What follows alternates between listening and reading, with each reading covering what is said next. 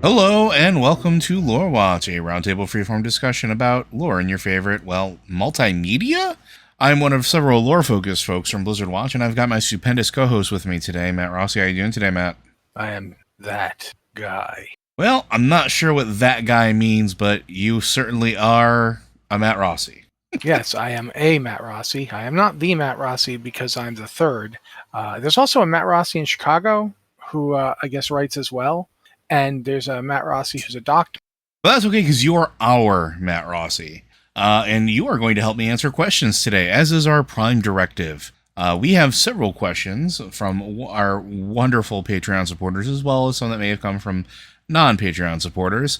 If you have questions for the show, or if you have something that you want to have us cover as a topic, be sure to send them in. They can be about anything you want. As a matter of fact, we have several questions today that are not about Warcraft, which is going to be absolutely fantastic to branch off into, because I cannot wait to hear the response that Matt has for at least one of these. So you can go ahead and send your questions into podcast@blizzardwatch.com. You can go ahead and just make sure you specify which show it's for. Make sure you send them in for all of our shows, because, well, Matt definitely needs more questions for the regular show. I'm always going to want more questions. I am always wanting more for Lore Watch. And we still have Tavern Watch as well, where we're starting to really pick up steam as far as like questions about like tabletop or just games in general. Be sure to send those in. If you don't want to do an email, you can hit us up on our Discord server. We have one for Patreon Q and podcast questions for our supporters. And then we have one for just Q and podcast questions for folks that maybe can't necessarily support us on Patreon. Again, we understand. But we're going to start with one that was specifically requested to be started with by Matt Rossi. And this one comes from Mused Moose. Since you asked for comic questions, and we did, because we got into a very long discussion on the pre-show about comic books multiple times, because that is something that happens. How do you think attitudes towards mutants are going to be portrayed in the MCU?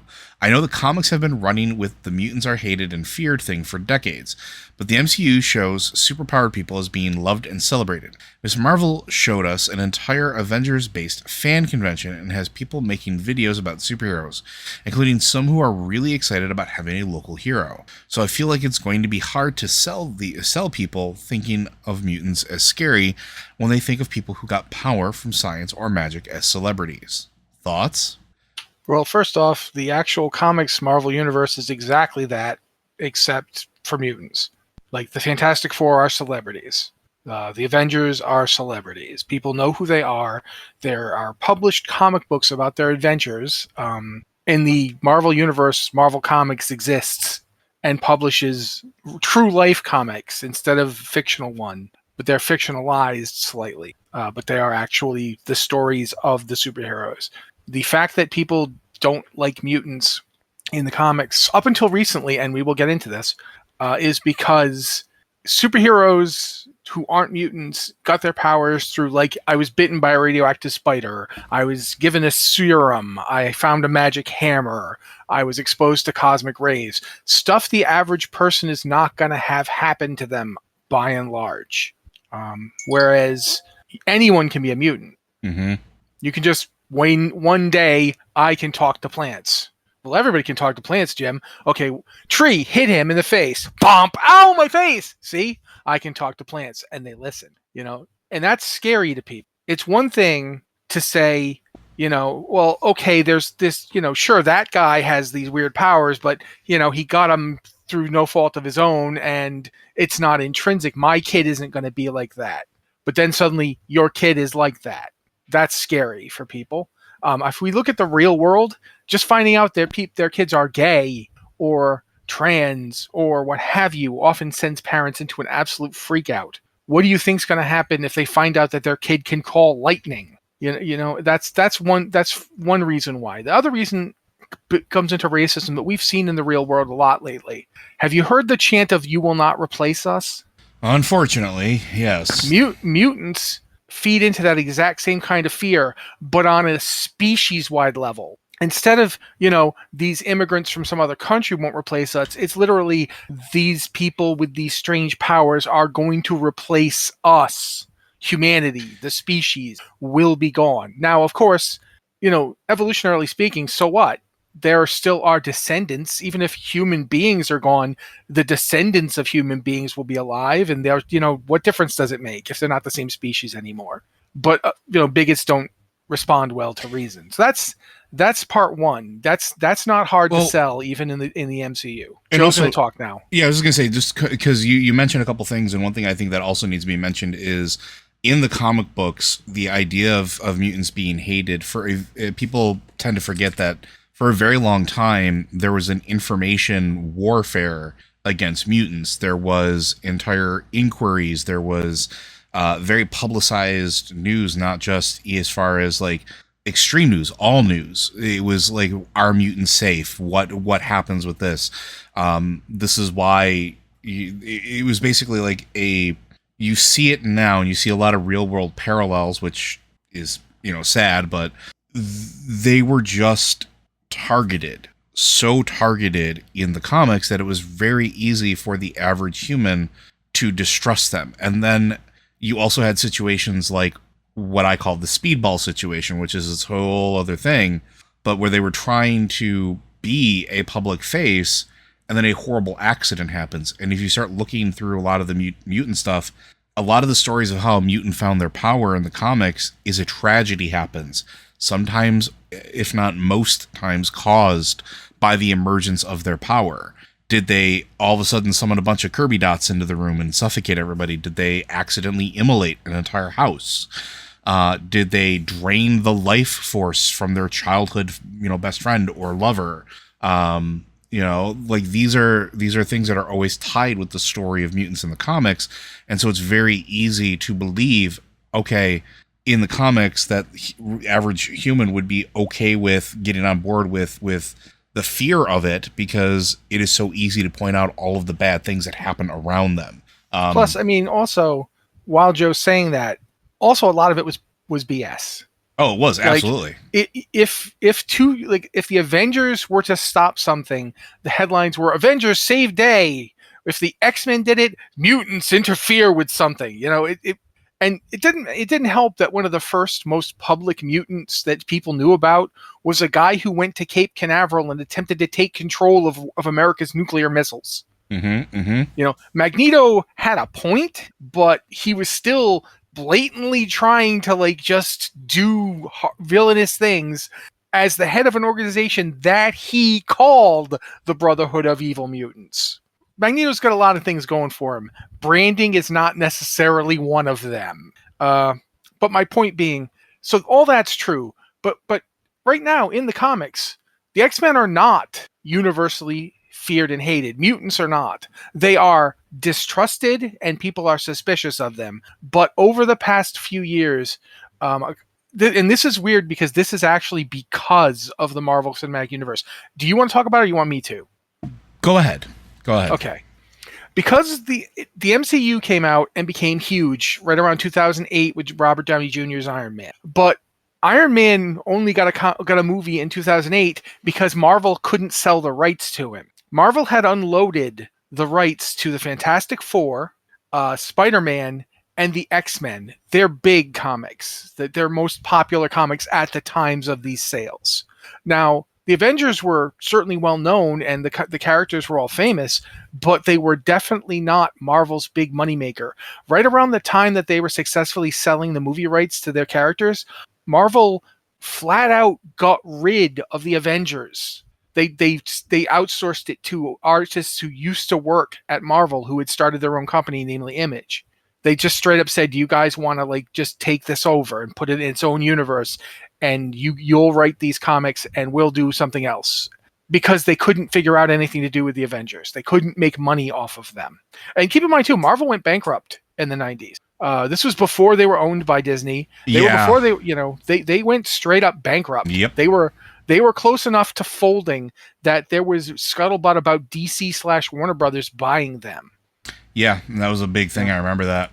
Yeah. So when Marvel came around to they wanted to do movies that they'd seen their movies make a ton of money. They didn't get much from it because the licensing deals had already been made. They'd already been paid. They didn't get a cut. So they wanted to make movies where they'd get a cut. And that's understandable. Well, especially because it was originally they weren't sure that the movies were going to be successful, right? And that's why the original deals were in place to begin with. Is they were they didn't know if they were going to be successful, and also they straight up, in the 90s when they made those deals, they were desperate for money, desperate. The only properties they had that were profitable were Spider-Man, the X-Men, and the Fantastic Four. That was it. And those were the only ones they managed to unload. And so as a result, when it came around to 2008, after they'd had like Marvel Entertainment for a bit. They'd had the cartoons, the X-Men and Spider-Man cartoons, which were both successful. They had a Fantastic Four cartoon that wasn't. And I'm not talking the 60s ones. That's a whole different story. We'll get into it at some point. But in the late 80s, early 90s, they had Spider-Man, the X-Men, Fantastic Four, and Iron Man also had cartoons. And while they weren't as successful as the Spider-Man and X-Men ones, they did stay on the air for a few seasons. So Marvel was like, okay, Iron Man's got some brand recognition. People know him well enough to buy toys, and we can make a lot of toys because he's got like 1 billion freaking armors. How do we capitalize on this? And they couldn't sell him, so they made their own movie. And that movie probably, had it not had Robert Downey Jr. in it, I don't think it would have been successful. I'm just going to say that. I like Iron Man. I've liked Iron Man since before the movies. But as a character, Iron Man was not somebody you were going to try to build a cinematic universe on. Mm-mm. He was a B-list. Yeah, he was a B-lister. Well, he was a B-list alcoholic that was failing as a comic book at the time. Yeah, and that's what I was trying to get at, is right around that time that they spun all the Avengers characters off into their own universe, they'd actually had Tony Stark turn out to be a traitor who'd been working for Kang, who then died and was replaced by himself from the past as a teenager. Yeah. That's comics something are weird. They did. Yeah, comics are weird. So all that stuff happened. The MCU came out. Iron Man was very successful. And now Marvel was like, okay. And it kept getting more successful. And I don't remember exactly when Disney entered the picture. I don't know if Disney owned them in 2008 or not. I honestly don't remember. I know that they ended up owning them at some point. And when they did... So it was 2009, by the way. Okay, so shortly after Iron Man came out, they bought Marvel. Mm-hmm. When Disney became in charge, one of the things that happened was they had a difference of opinion between Kevin Feige, who was in charge of the movies and so forth, and a really unpleasant man whose name I can't remember. The one that was basically a hardcore jerk. I don't remember, but continue. Yeah, he was in charge of the TV stuff, like Agents of S.H.I.E.L.D., and he made a show called Inhumans, because at the time, Marvel did not own the rights to make films or TV shows or anything with the X-Men. Or Spider-Man. Or Spider-Man. But the X-Men's important here. Because they didn't, he decided they were going to make the Inhumans into their big deal. And at the time, he had control of the comic book company. Mm-hmm. I think it's Perlman. Is that who it is? Might have been. Ike Perlmutter.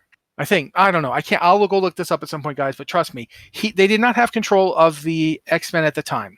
So he decided, since the Inhumans weren't owned by anybody, they'd use the Inhumans.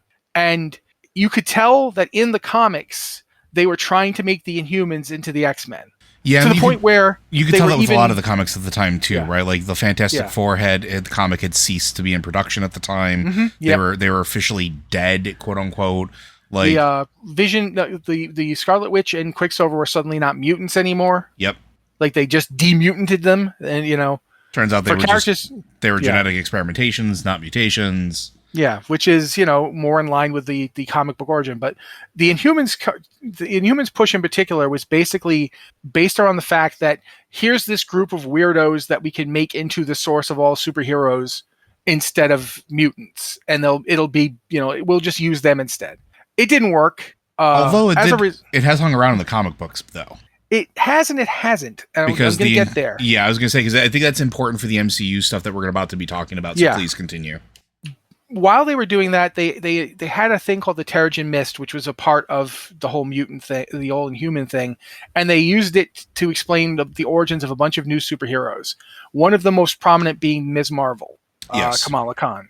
She was an Inhuman who was exposed to the Terrigen Mist when it was dropped on New York City, and it hit people in Jersey, which is where she was living. She became a mutant, became an Inhuman with the powers like size changing and so forth.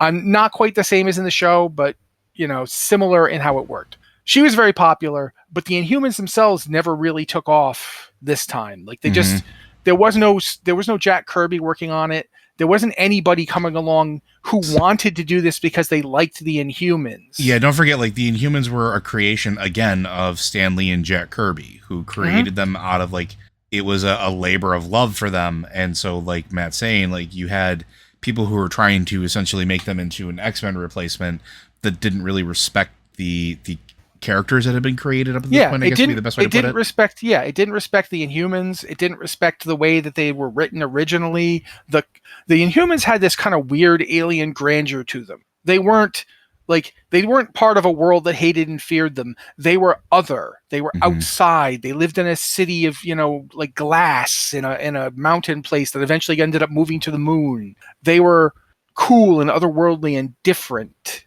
They were still people, but it was a different vibe. And they tried to make them into the X-Men, and it didn't work. And they tried to make them the mutants of their TV shows, and it didn't work. And oddly enough, the only cool thing about it is that Anson Mount played Black Bolt in the TV show. Yep. And he popped up again in Strange, Doctor Strange in the Multiverse of Madness. He played the character again. And this time he played him in the right costume. Which made me happy, even though I don't like what happened, because Anson Mount's great and they should have kept him around. That's a whole other story, though. Yeah, but as a result of all of this, Marvel at the time, when they were publishing the comics, were trying to make the Inhumans replace the X-Men. Or at least that's how a lot of fans felt. And I personally think that it is what they were trying to do. I would agree. As a result of that, the X-Men were basically pushed into almost extinction. Like, they were practically killed off. Like, the thing that makes you an Inhuman kills mutants. The Terrigen Mist I mentioned actually kills mutants. If mutants get exposed to it, they die. Well, yeah, they can. So basically, the context is the Terrigen Mist, if it's a depowered mutant, will reinvigorate them, but it's uncontrollable to what level it will actually do, which can cause them to do things like spontaneously combust. Yeah, but if it hits someone, like, say, who is not, who's already a mutant and their powers are there, it'll kill them. It causes something called mutant pox. Like, their faces explode with, like, goo. It's just really bad. All of this is basically saying when that struggle for control between Feige and the other guy whose name I can never remember, even though he's a jerk, when it was finally, Disney turned to Feige and said, "You make us billions. You're a dead weight. You have control of it now." So Feige was now in charge of everything. Then they bought the X-Men back. They got the X-Men back by just basically buying everything non-news related in Fox. So I think they got the Fantastic Four and the X-Men back at the same time. They do, yes. When they did that, they could now use mutants. They could use all those characters. They were no longer restrained from using any of them. Oddly enough, in the comics, that meant that the X-Men came roaring back, but the writer who brought them back, Kieran Gillen, basically made them the Inhumans. Yeah, they have their own weird, mysterious island now. They've transcended it past death. Not even now. They've it was the island that was originally founded by Magneto. And it's Krakoa. Yeah, so Krakoa. It's not the island that Magneto originally founded. It's a mutant. The island is itself a mutant. Yes. Yeah, the island is a mutant that they live on. It's everything that he did made them more like the Inhumans, and so.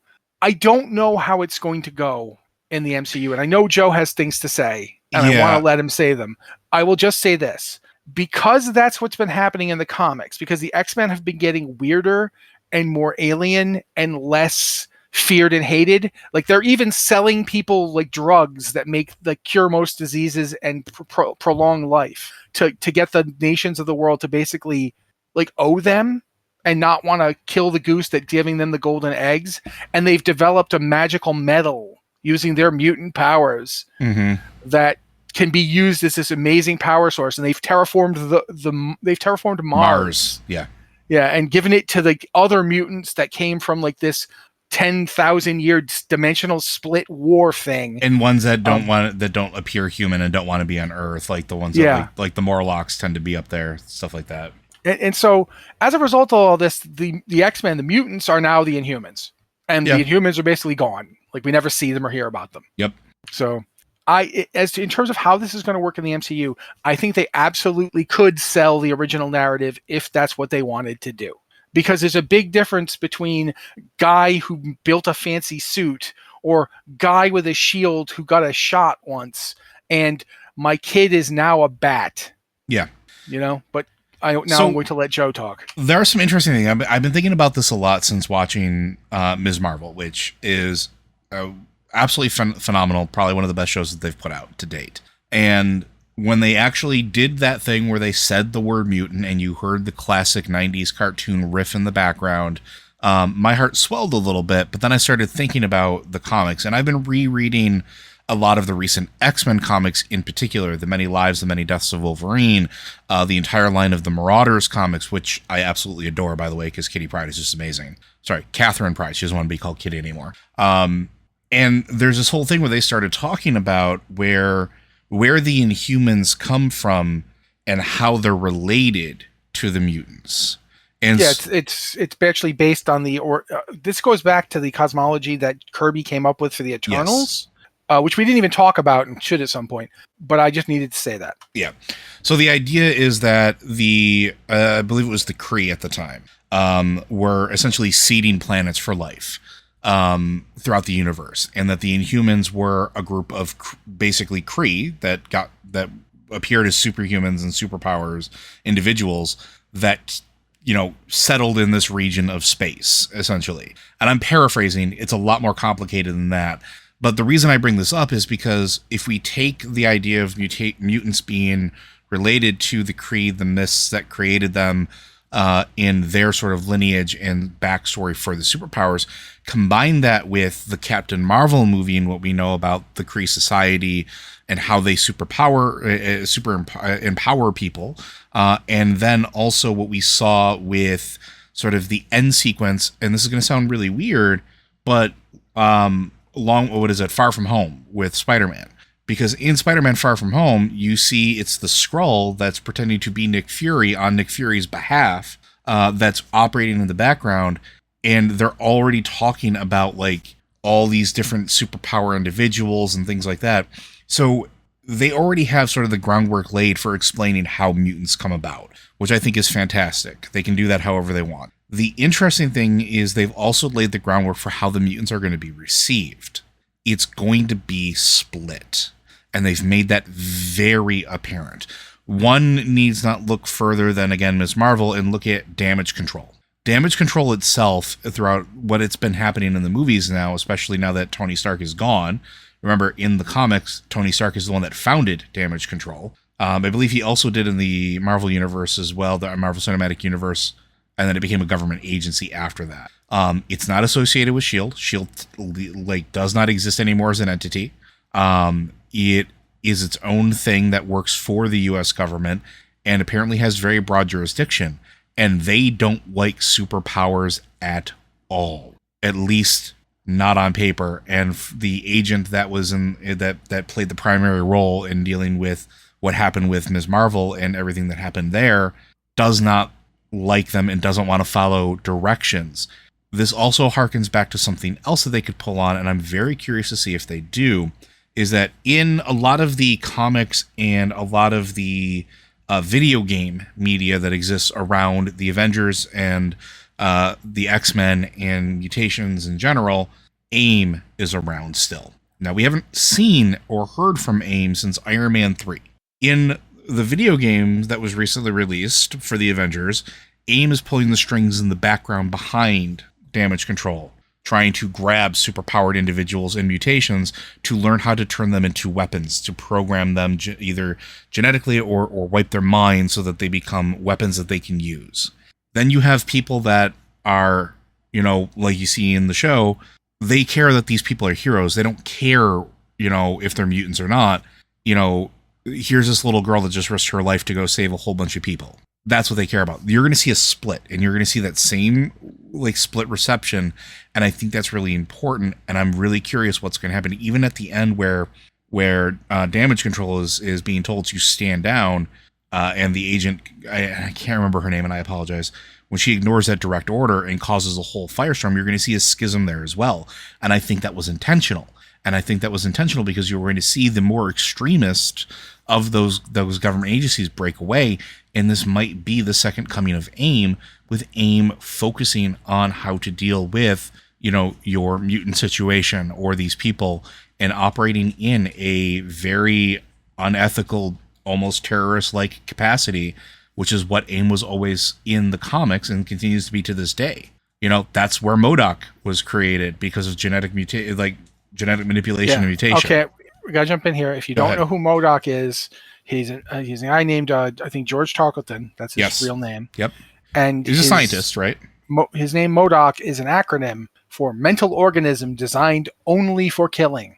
That is what they named him. Just keep that in mind. And if you don't know this, you've ever seen a character who is a giant head with tiny arms and legs coming out of his chin, basically? That's in him. A big robot hat? That's MODOK.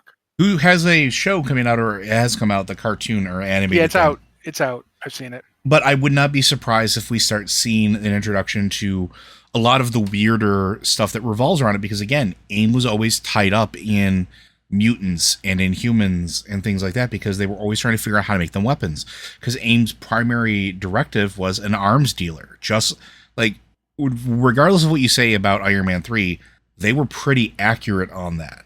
AIM wasn't always intended to be an arms dealer, and weaponizing bioweapons, and in this case people or mutants, fits their MO. So they kind of have everything set up for that reception, and I think it's fascinating. I don't know if they're going to follow through on any of it, but they have almost every direction open to them because of what they've laid out. I think they're doing it in a smart manner. So I'm going to shut up and let Matt talk for a little while now if he has anything else he wants to say. Unfortunately, I have to contradict you on something. Okay, go for it. The Inhumans were not Kree. The Inhumans were experimented on by the Kree. That's right. I apologize. Yeah. What actually ended up happening is this. You guys have been seeing in the Marvel Universe, the Marvel Cinematic Universe, they keep bringing up the Celestials. And if you saw Eternals, you saw the Celestials a bit. You've seen them in other stuff, like that bit of Thor, one of them. In Thor as well. Yeah. So the Celestials came to Earth and found humanity, as they had done on other worlds. They found a species living on Earth and experimented on it. When they did this, they created 3 branches. One is the Eternals. One is the Deviants. You saw both of those in the movies. In the movie, it's slightly different, but I'm purely talking comic book here. One was the Eternals. One was the Deviants. The third branch was just humans. They didn't get the fancy cosmic powers of the Eternals, and they didn't get the weird, constantly shifting changes of the Deviants, but they had the potential for both within them. It's also worth pointing out that the Eternals actually break up into multiple groups, one of which is the origin of Thanos. Wasn't also one of the offshoots the Atlanteans as well? No, that comes later.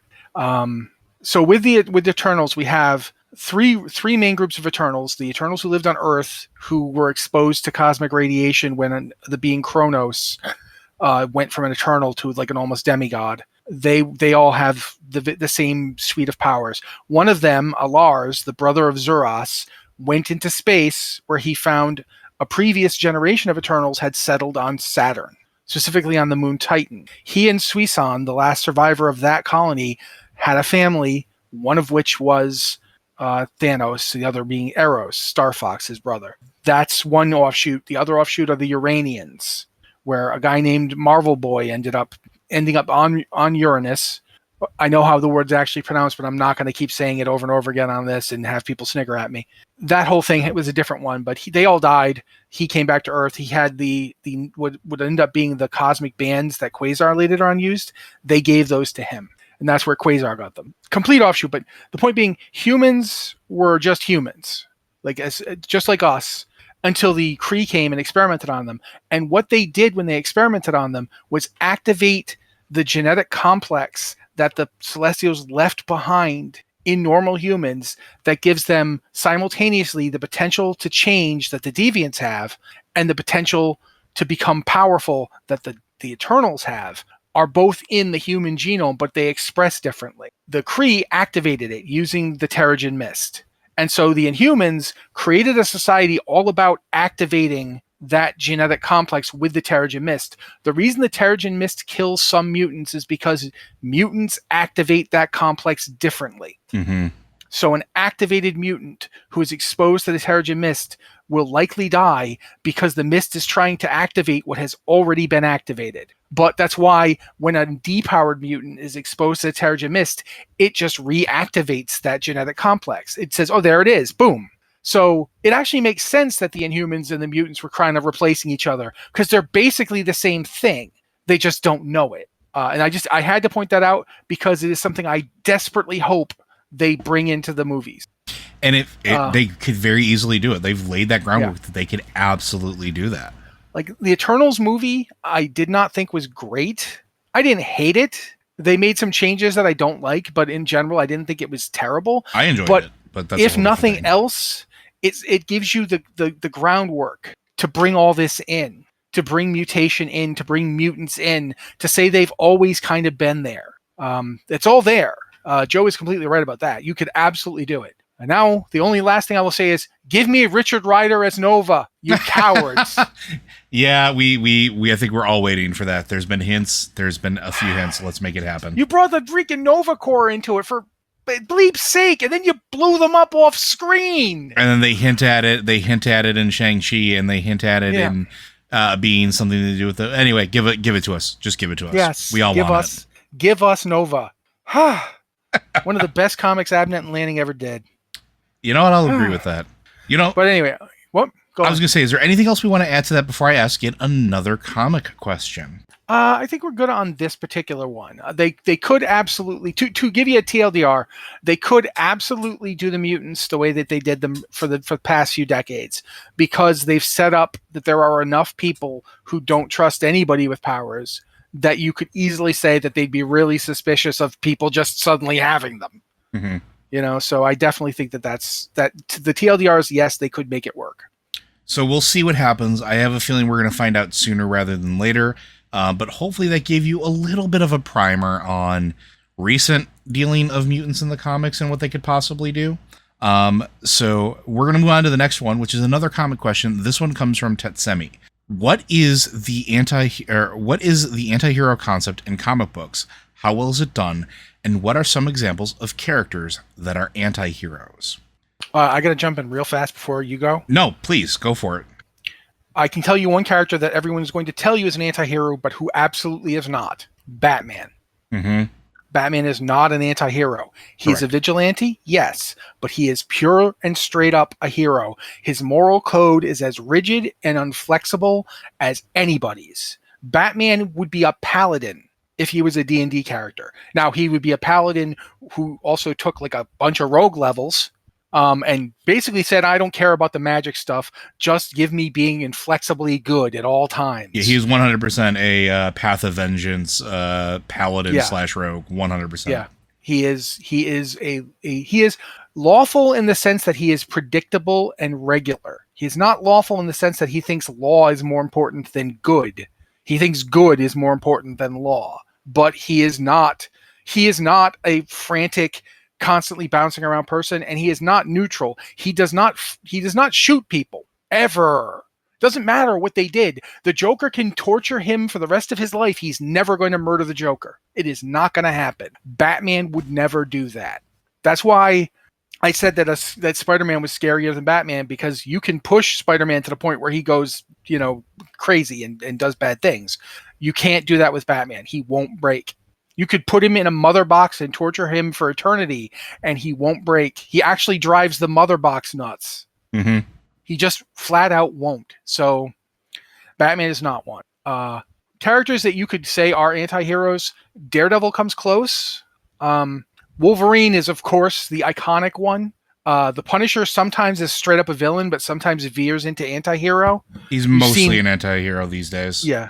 The Venom has been on and off the anti-hero fence for a while. It depends on who's with the symbiote. Yeah. The thing about anti-heroes, and it's not just a comics thing, it comes out in just general literature, is an anti-hero is someone who will almost certainly do the right thing, but he won't do it the way that we generally expect in prescribed morality. or that we generally accept as what a heroic person would do, right? Like, yeah, exactly. The idea is that an anti-hero is usually a literary figure or a figure in media, the main character, that is acting oftentimes primarily out of self-interest, that defies ethical codes. So one of the most well-known one in comics and one of the most popular ones in recent years is Deadpool.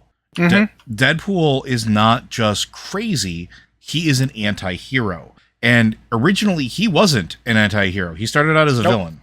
He started out as a villain and a boring villain. A very boring villain. I'm gonna do this He was now. less cool Deathstroke. No, he wasn't even less cool Deathstroke. He was less cool ripoff of Deathstroke. True. But let me just say this, and then we'll let Joe get back to saying good things.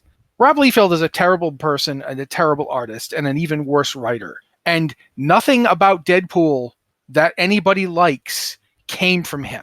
Yes, he created the character, but the version he created was boring. Mm-hmm.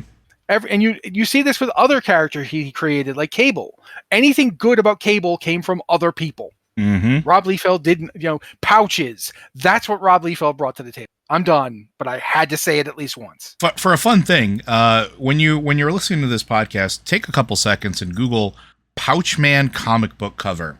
That is Rob Liefeld's legacy.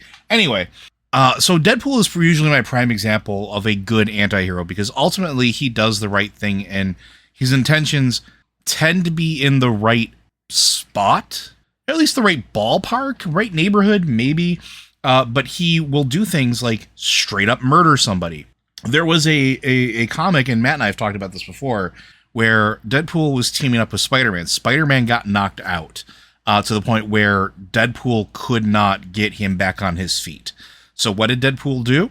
Deadpool very, very carefully took the Spider-Man's mask off, put something over his head so he couldn't see who it was so that he could protect his identity, because that's the type of person Deadpool was. He didn't want to know who he was. He wanted to protect the identity because Deadpool didn't trust himself. Put on the mask, fought as if he was Spider-Man against one of Spider-Man's villains, and at the end of the fight, took the mask off to show that it was not Spider-Man, and then straight up murdered the villain. Like, yeah, he stopped the bad guy. Yeah, he protected Peter's identity, but he also murdered somebody. And that's the type of character he is. Deadpool's an interesting choice in this conversation, too, because there's different types. Deadpool is the kind of Don Quixote example, where he's based on that idea that Deadpool is not of sound mind. No. Is he might be insane or he might be a metafictional construct. And you can debate that one, depending on who the writer is. Him and Anarchy do that all the time. Yeah. But regardless of that, Deadpool's a good example because, generally speaking, here's a reason why I think Deadpool's a really good example. One of the things they did when they were doing the terrible, terrible Secret Empire storyline, the only good thing they did with it was at one point Captain America comes to Deadpool and tells him to do something. He tells him to kill Phil Coulson. Mm-hmm. Now, anybody else would have been like, that's not like Cap. But Deadpool figures, well, it's Captain America. He's got to have a reason. I've killed people before, sure. And he goes, he feels bad about it, but he kills Phil Coulson because Captain America told him to. That's a perfect example of why. And his logic makes sense if you stop and listen to him explain it afterwards. And he's like, it was Captain America. It's Captain America. If Captain America tells you to do something, it's got to be the right thing to do, right? I mean, I often don't want to do the things Captain America tells me to do, but I do them because he's Captain America. Yep. And it is. That's America's blank, and I'm going to listen to him.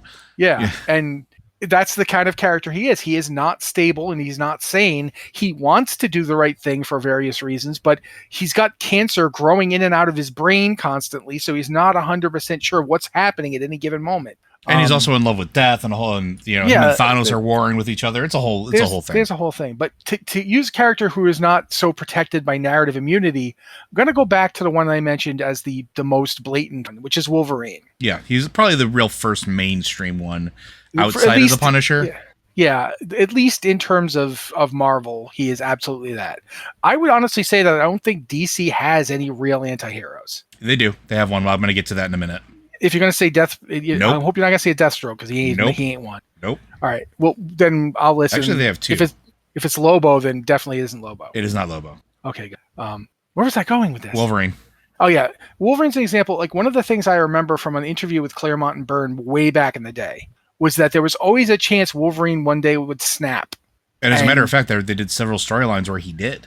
Yeah, they did storylines where he snapped, but they meant like one day the quote I remember is he's like, someday Kitty Pryde might come down the stairs and go, "Hey Wolverine, is there any cereal left?" And he would casually turn and kill her.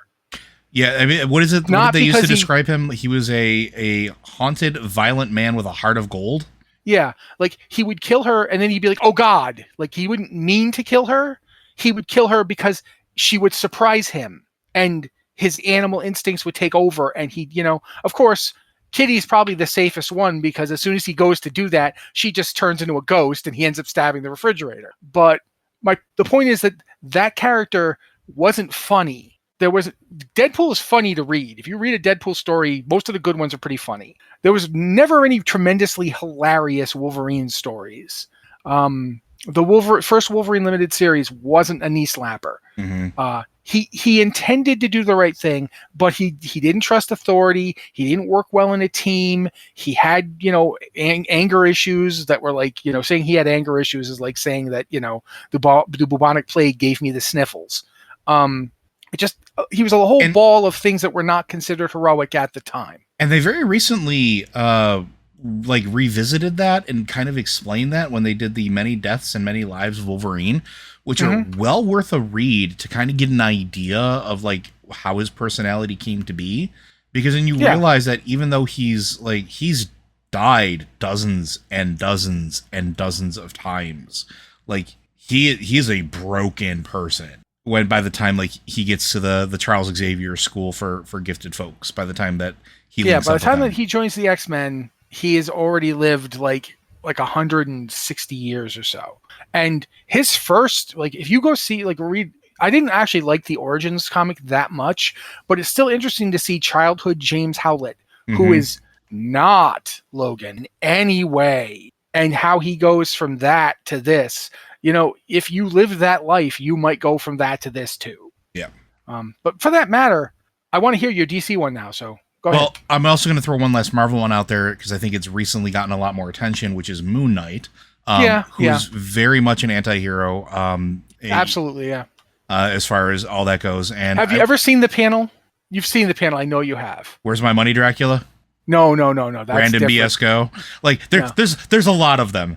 First off, nothing's ever going to beat Luke Cage going to Latveria. This is an actual comic they published. He goes to Latveria over $300 that Dr. Doom owes him. Yes.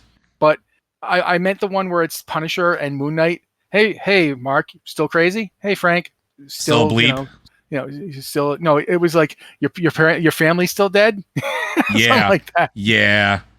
It's just Moon Knight is that guy who will absolutely say that to you. Yep.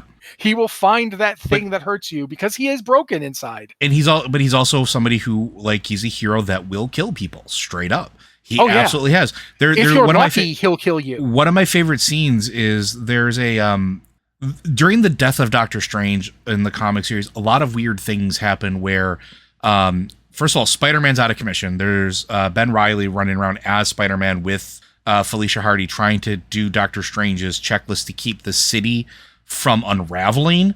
But during this entire time frame, part of the city gets put under the protection of Mr. Knight, which is one of the personalities of Moon Knight. And there's a scene where he walks into face Vermin, who's one of the Spider-Man rogues galleries that you never really hear too much about, but it's essentially a were-rat that can make more were-rats that go to a hive mind.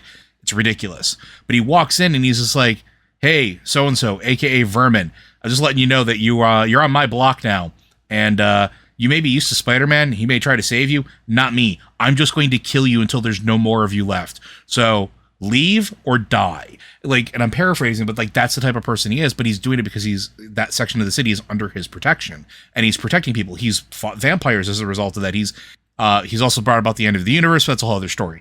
From the DC side, there are two that recently are very popular that come to mind. One is the Red Hood, Jason Todd. Yeah. I mean, he started off more as a villain, but I'll give you that. He was absolutely started as a villain when he came back in 2005. So he died in a death in the family. It was where fans voted to have one of the members of the Bat family die. Jason Todd. Oh, you know what's great about this? What? The fact that it was autodialers that decided it. It was absolutely autodialers that decided that. That's a whole other story. But regardless, they brought him back in 2005, which saw a bunch of sidekicks coming back from the dead. He came back as a villain, but now he is back as part of the Bat family, but he's violent, he's rowdy, he is hypersexual. In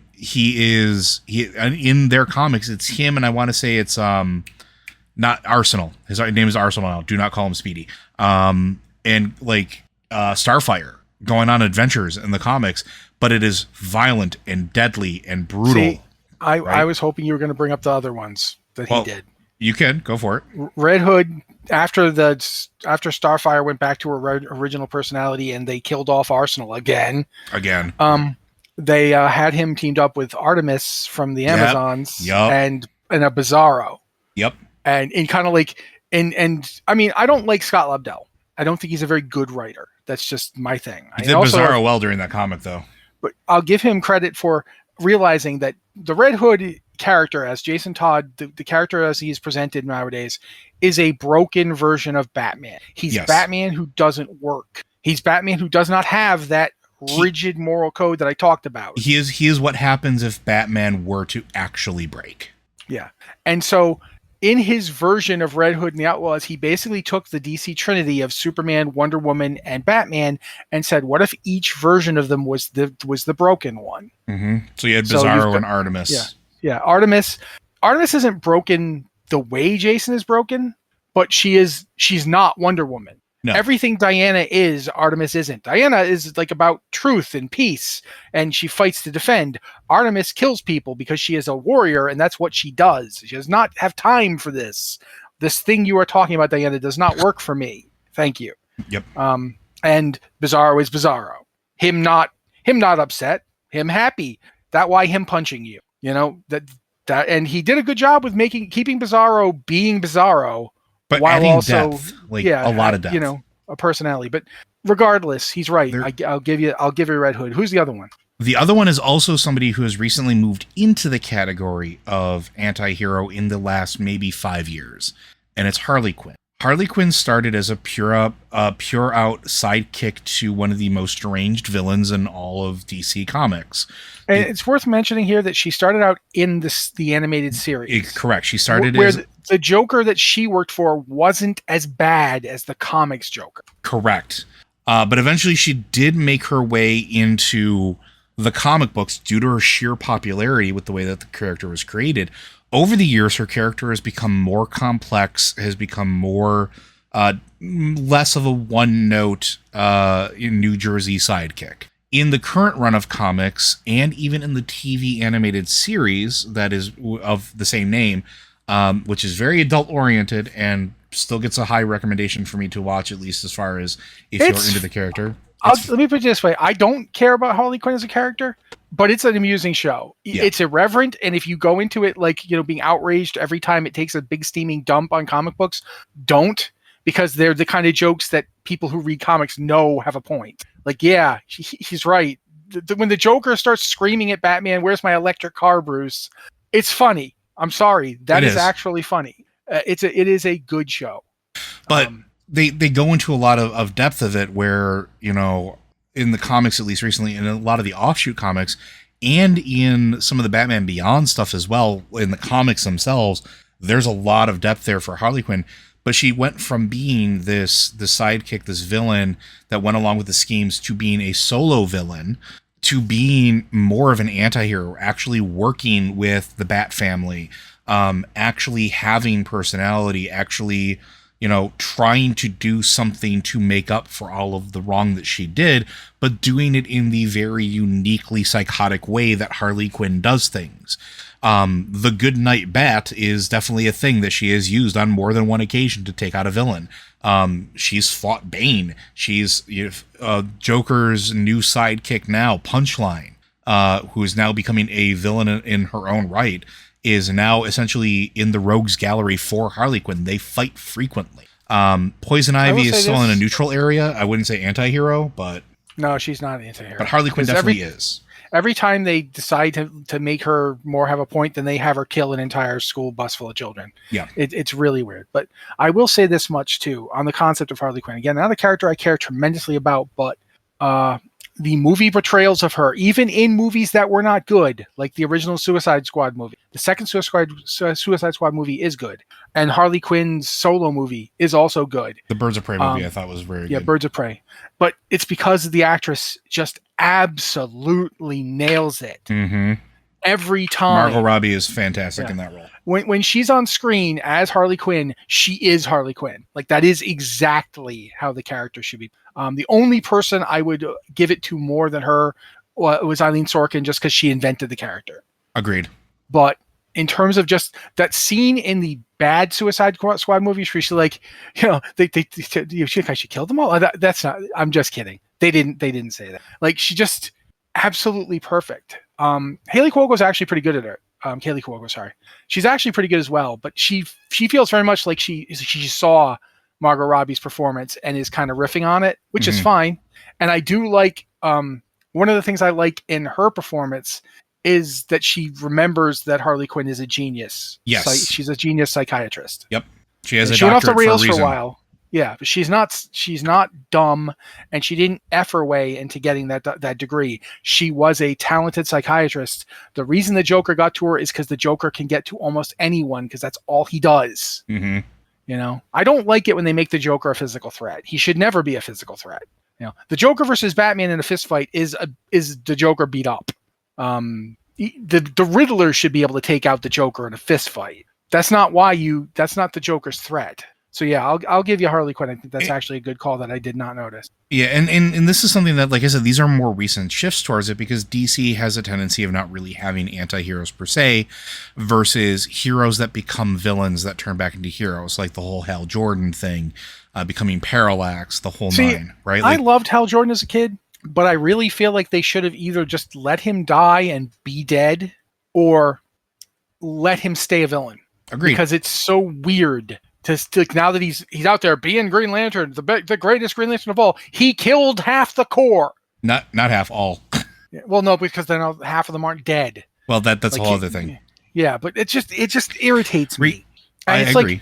And the other one that irritates me is like their desperate need to have Barry Allen be the Flash after he died in Crisis and was dead for like 20 years. Mm-hmm. They'd had to bring him back, and it's like, first off, the Barry Allen you brought back isn't Barry Allen. He doesn't act the way Barry Allen did. He acts the way Wally West did. I'm going to stop, though, because that's not what the question is, and we're going to be here for all day if we start going into that. Let me just get to this point. This is DC's problem that keeps them from having many anti-heroes. Mm-hmm. They want to have just absolutely unalloyed, iconic characters, and that works for them for the most part, but it does mean the constant need to restore the status quo and let everybody be like, the same guy that we remember from the 60s. It's a real problem with the establishment of an anti-hero character, because an anti-hero character, like one of the biggest anti-heroes we've got is Han Solo. Han Solo is an anti-hero. Mm-hmm, mm-hmm. He's in the same series with Luke Skywalker, who's just a hero. Han is an anti-hero. Han is not an evil person. He's not a cruel person, but Han will shoot you in a cantina. And yes, I know about that, but I saw the original version, so I'm going with it. Han will shoot you in a cantina before you do anything to him if he's pretty sure you're going to do it first. Mm-hmm. Han will absolutely... Self-preservation. Yeah.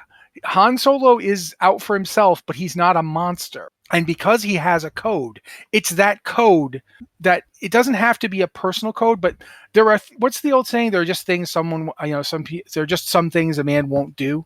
I think that's it's from the Bruce Lee movie. I want to say Game of Death, but it might not be Game of Death. It might be Enter the Dragon, actually. I think it's Enter the Dragon. Where the John Saxon character, he's like, when he's shown, like, he's a sleazy guy, he cares about himself, but when he's shown the full extent of the criminal enterprise he has stumbled into, he's like, oh no, I can't be a part of this. And it's that moment, the moment where the character has something they won't do or won't tolerate. That's what separates an anti-hero from a villain. A villain, even like a relatively moral one, they're always going to do the villainous thing because that's their role in this story. Mm-hmm. But an anti-hero is the one who'll be like, No, no. I'm sorry, no. And the Deadpool is one of those characters who has that. For all that Deadpool will absolutely shoot like an entire room full of people. Like if he saw a puppy in there, he wouldn't shoot because he doesn't want to kill the puppy. Yep. Or kids or things like that. He has hard limits. The anti-hero thing for comics became a joke really in the 90s. Because in the mid to late 90s, every company that existed out there was trying to really push hard on the whole anti-hero thing. Image Comics at the time had their own version of the Justice League that was very, very heavily pushing, trying to be edgy heroism, right? They were supposed to be, have a more morally flexible code. Joe, you've literally caused me to drop like 3 energy levels just by mentioning Youngblood. I'm want sorry. You to know that. I'm sorry. But then you also have comics like, The Boys. You have comics like, what's the other one that I can't think of right now that they made a movie out of? Yes. Like there's a bunch of stuff like that where like that all was born during that era, right? A lot of it comes from the 80s too, because if you look at like 2000 AD, the British comic, or the Judge Dredd stuff, which was in 2000 AD, Judge Dredd is not an anti-hero. No. But he is close enough to one that if you don't really pay attention to the fact that he's actually the bad guy, you could think he was. He would be an anti-hero if the society he was serving and defending wasn't so utterly horrible. But he's instead a reflection. He's a warning. But a lot of people took the popularity of Judge Dredd and other characters like that and tried to bring it into like mainstream superhero comics. And as a result, there's a lot of really bad anti-heroes out there. So like people don't remember that Spawn, who was a beloved comic in the 90s and, had some questionable movie choices, Spawn is an anti-hero, but it started as an anti-hero in Marvel Comics called Nightwatch. And Nightwatch had a living cape that made him do very nasty things unless he like exerted control over it. Was Nightwatch before Spawn or after? Yeah, before. Sure it was before. It was absolutely because it was created by McFarlane for Marvel, and when Marvel didn't want to keep the character around, McFarlane broke off and founded his own comic as Spawn. Like you look at I want to say it was Darkwing.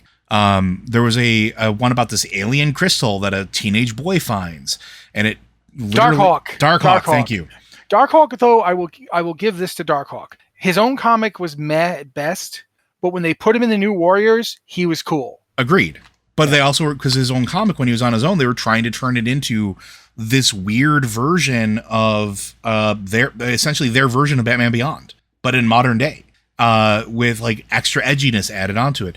There's gallons of edginess. Yeah, like there was a whole the original New Warriors, all tons of new just edginess. There's a lot of really bad anti-hero comics because they're not actually anti-heroes. They're literally just heroes that got a coat of black paint. And I'm saying that not because everything that's not because it's blackface, because that would just be a completely different horror. But it's like it's literally taking that black roller and be like, oh, goths are edgy, let's do this, right? Like like literally they couldn't be. There was never a scene in any of these supposed comic books where the lighting was good. Yes, it was all shadows and seeping in stuff. And here's the thing: there's a lot of reasons we can point to for this. We could be blaming the Dark Knight Returns and Watchmen for it. We could point out Miller's run on Daredevil, which his Daredevil was absolutely an anti-hero. 100%. But ultimately what happens is a lot of people came along and there's a lot of bandwagon jumping where people are just trying to do something because it's popular, not because it's the story that should actually be done with the character. Agreed. Daredevil, with whatever you want to think of Frank Miller as a creator, his Daredevil, that's actually where the character needed to be. That's the stories that were being told were the right ones for Daredevil. Having him fight the Kingpin, having the Kingpin be like a real credible threat, all that stuff worked for Daredevil. But doing it over and over again with every character, trying constantly to make every character like that, it doesn't make any sense. One of the great things about comic books, well, this goes into something else, and Joe's right, we will be here all day if we do this, but I will say this much. Back in the 50s, the most popular comic book company was neither National Comics, who became DC later, nor was it anything published by Martin Goodman, who had Timely, which turned into Atlas, which turned into Marvel. They were not the big ones. The big company at that time was EC Comics. Oh, wow. Yeah, I forgot about that. And EC Comics did horror comics. Mm-hmm. From, the Crypt Keeper. A lot of the pulp serial stuff too, right? Yeah, they did war comics. They did, a lot of different kind of stuff. In the 50s, a man named Frederick Wertham published a book called Seduction of the Innocent. People often remember this as the comic that suggested that Batman and Robin were gay. But that was a footnote compared to how much they dumped on EC Comics for being grotesque and amoral. And because they were making so much money, other companies like National Comics and Goodman's Atlas at the time got together and created the Comics Code. And in the Comics Code, there's a whole list of behavior that you just cannot do. And it was aimed at destroying EC Comics, which it did. Like, they went out of business. I think the only thing that they kept doing was Mad Magazine. I think Mad Magazine was theirs for a while.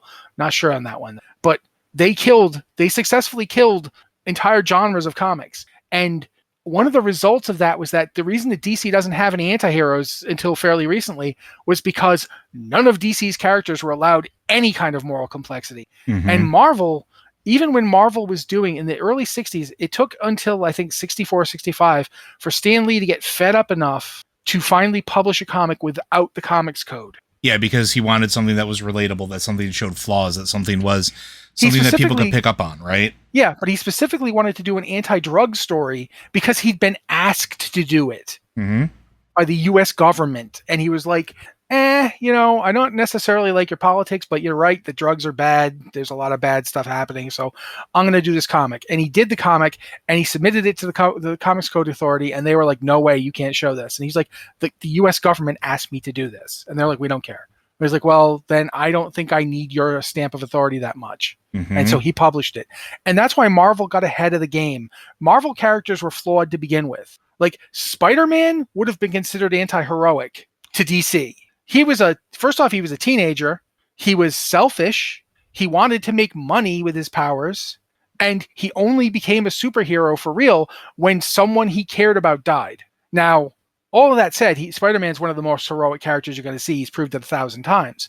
But he had flaws. He was a person. He wasn't the absolutely perfect mannequin that Superman and Batman were at that time. And I loved Superman, I do.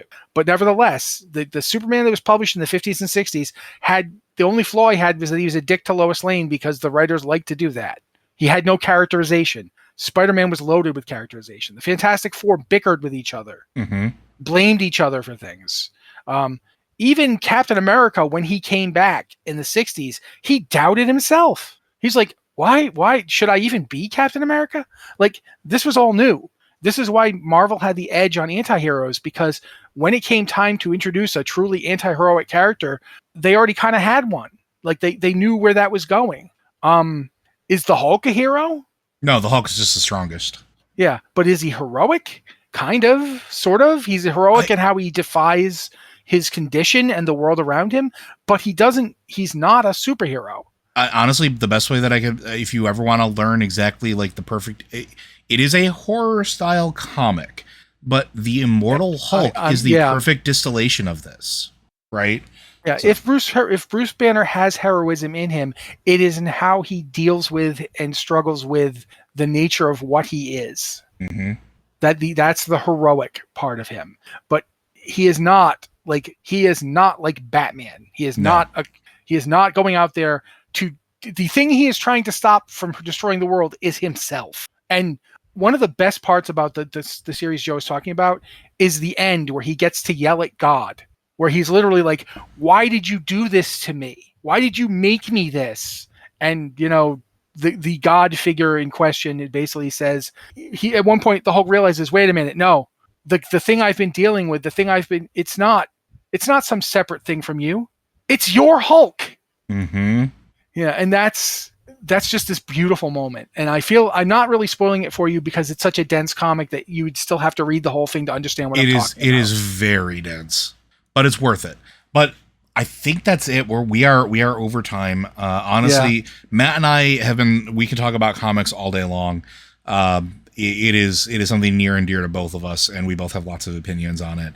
But I didn't even get to bring up like the imaginary story concept, which is one of the things I've always wanted to talk about. And we didn't even get, and like on the antihero stuff, we didn't get to even touch the surface on the complexity that is actually the Punisher, not what was portrayed on the screen, but like what actually he is in the comics, like what he's been. Oh my God! Like going from his original appearance to like stuff they've done, like some of the horrible missteps they've done with the Punisher. You're a Frankenstein now. What?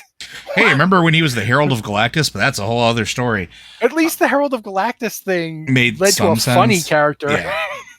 But my God, just when they decided he was Frankenstein. Like, what? Yeah. No, sorry, not Frankenstein. The Frankenstein's monster, whatever. Yeah. Oh, boy, the Punisher. We could go with this all day long, but we're not, because we have things we have to do, and honestly, I need to stop talking and drink some water. But if you have questions for this podcast or any of our other podcasts, be sure to send them into podcast@blizzardwatch.com. Specify what show it's for, and again, it could be about anything you want to know that's story driven. If it's for Lore Watch, just let us know. If you want us to do an entire theme of comics or things like that, we're more than happy to. If you can't do an email, you can go ahead and send them in on Discord. You can hit us up on our Patreon Q&A podcast questions channel. Or if you are not a Patreon supporter and want to send us a Discord message as well, we do have a Q&A podcast question section. And as a reminder to all of us at home there, Blizzard Watch and all of our podcasts are made possible due to the generous contributions at patreon.com/BlizzardWatch. Your continued support means this podcast, the site, and community is able to thrive and grow. Blizzard Watch supporters enjoy exclusive benefits like early access to the podcast, a better chance at having your question answered on our podcast or the queue, and an ads-free site experience. And as one last reminder, those of us at Blizzard Watch continue to stand with the employees of Activision Blizzard, the game industry at large, as well as basically any industry that's doing this, because it's kind of important as they work towards unionization and securing a safer work environment and a better tomorrow. But with that, folks, we'll see you next week.